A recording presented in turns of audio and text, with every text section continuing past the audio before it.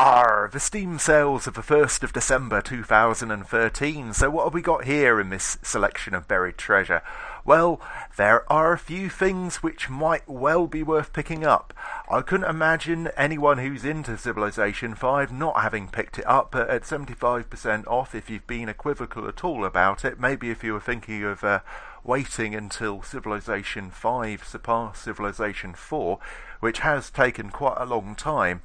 But I think that time has come now, really, with both Gods and Kings and Brave New World adding significant content to the game, making it much more playable, much, much better than it was at release. It was worth waiting for that one, but now I would say it's highly, highly playable. If you like Grand Strategy Light, it's very much the entry into Grand Strategy, the gateway drug of Grand Strategy, as it were. Okay, next. Talking about Grand Strategy, in this case a God game. Goddess is really quite fine. I haven't played it in a month because I'm waiting for them to correct one feature of it which drives me mad. I love the game. It looks brilliant. It's got this fantastic cartoony art style which I find really, really enjoyable. And the gameplay is fun. I like sort of playing this deity which controls the little minions which go around doing their own thing. But unfortunately, you have to do an awful lot of terrain shaping in it, and that requires you to click the mouse like a million times. It's like playing a cloud clicker. And when you come down to it, that makes it just uncomfortable to play, physically uncomfortable. It's a bit like Surgeon Simulator in that you end up with your hands cramping because you're just clicking the things too much and holding down keys. It's highly annoying. You don't want a game which ends up with you feeling sort of physically put upon.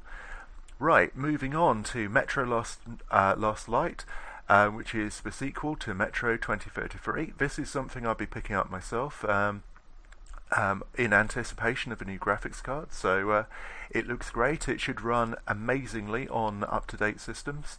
It is a complete hog for resources. If you've got them, it will use them, but it will use them well. It looks absolutely amazing. I've seen this played. It's a fantastic product. I'm very intrigued about the storyline, and I like the idea of playing in the decayed post-apocalyptic Russian underground, or metro, in actual fact I should call it. Right, moving on to what is my favourite game out of this selection, The Wolf Among Us, which is by Telltale Games, and it's the sequel to, well, not really the sequel to, but it's come on the heels of The Walking Dead, that fantastic point-and-click adventure, with a great storyline and fantastic gameplay. The Game of the Year in 2012. It was really, really a surprise hit and fantastic. I enjoyed it immensely. The Wolf Among Us is based on Fables, which is a comic which I've never heard of, but it certainly does look intriguing. It's basically all of the creatures out of Fable, the Big Bad Wolf, Red Riding Hood, Snow White, the Three Little Pigs, all of these things, even Grendel and stuff like that.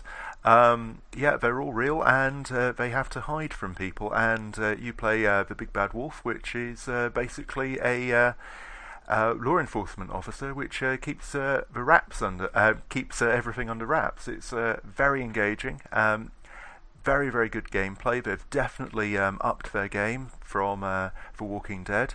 It looks much better, the controls work much better, and the pacing and the story and everything is an improvement. That's not to do down The Walking Dead, it's just I feel that Telltale Games has just upped their capability in all respects. I'm going to skip over the next one because I have no idea what it is. Right, Far Cry 3. This looks fantastic. I've played this, but I don't personally own it. I may well pick it up now. It's a fantastic sequel to, well, not really a sequel, it's a reimagining of Far Cry 2. You basically find yourself on a desert island and horrible, ghastly things happen to you. And it's an amazing game, great gameplay, and highly enjoyable. Moving on to Torchlight 2. I like this. It's very much Antithesis really to Diablo. Rather than being portentous and overblown and filled with bugs, this runs sweetly and is fun and doesn't try and be more than it really has any right to be. I was deeply disappointed by Diablo 3. I did enjoy the game when I could get it to work, which is, I think, an issue which a lot of people had with the game.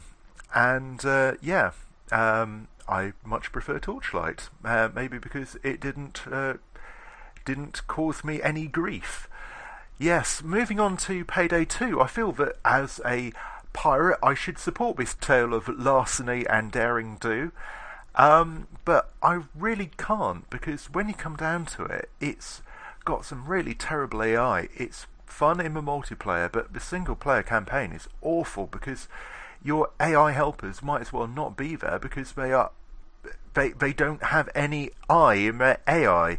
They're just terrible.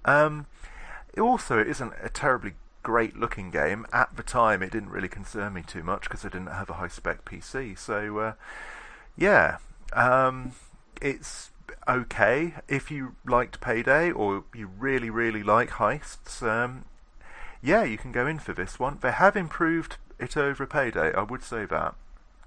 You can certainly pull off missions now without having to gun your way out of everything, so you can play as the skilled crew coming in to steal the loot without the authorities ever being aware of it. So it's an improvement. It's good, but I'm not sure I can give it unequivocal buy this.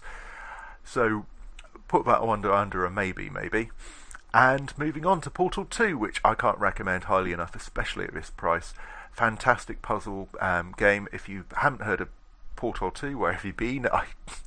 Everyone seems to know that. It's got fantastic music. GLaDOS is an amazing character, and you get to play around with a teleporter gun to solve puzzles and rearrange the scenery, and you even go into space at the end of it. So that's really, really fun. I can't recommend that one enough. So that concludes the Steam sale for the 1st of December 2013. Happy sailing, especially Steam sailing. If you liked the show, why not like us in the links below or subscribe?